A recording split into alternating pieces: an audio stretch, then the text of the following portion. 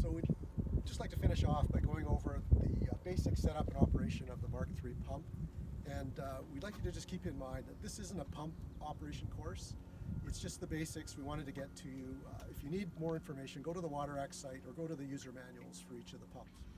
So with the Mark III, in order to start it, first we want to make sure we get fuel into the system. So with our priming bulb, we're going to squeeze it until we see fuel show up in the bottom of the yellow fuel line here. Once you get fuel visible there, don't squeeze the bulb anymore, otherwise you may end up flooding the carburetor.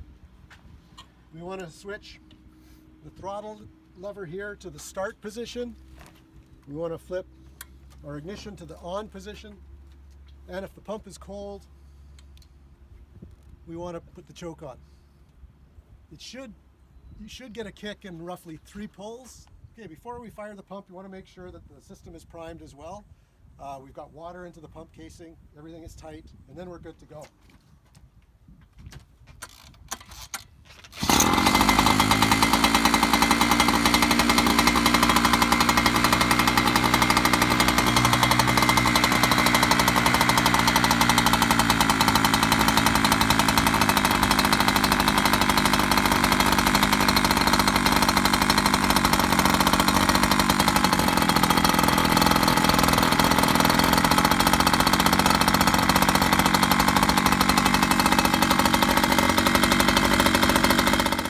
Running, we might have to help it to continue to prime, so we may have to just thrust that foot valve in the water a little bit more to make sure that we have enough water in the pump casing to get that prime and get our discharge water going.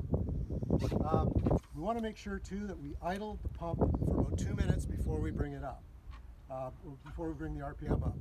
Just we want to balance the heat out in the motor, make sure that everything's good, then we can bring it up to the throttle that we need in order to do the job. When we shut the pump down, same thing, let's let it idle for about 2 minutes.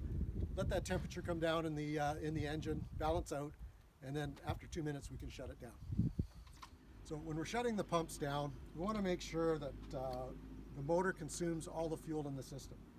So we're going to disconnect the pump from the fuel lines, let the fuel that's already in the carburation system run itself out, and then we have no fuel left in the system when we put it away for storage. One of the really good features of the Mark III pump is the fact that it has overspeed protection.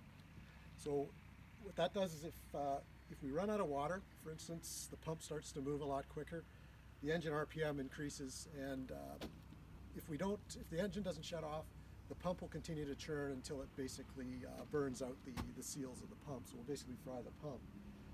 So what happens with the Mark III is we've got an overspeed protection.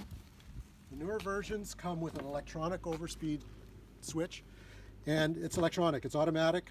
It takes a few pulls of the rewind starter to get power to the system at the beginning, but it will sense higher RPM and shut the motor off. It does require that the throttle is up above idle. Somewhere in the neighborhood of 1700 RPM is when this will cut out. So just a good feature to have.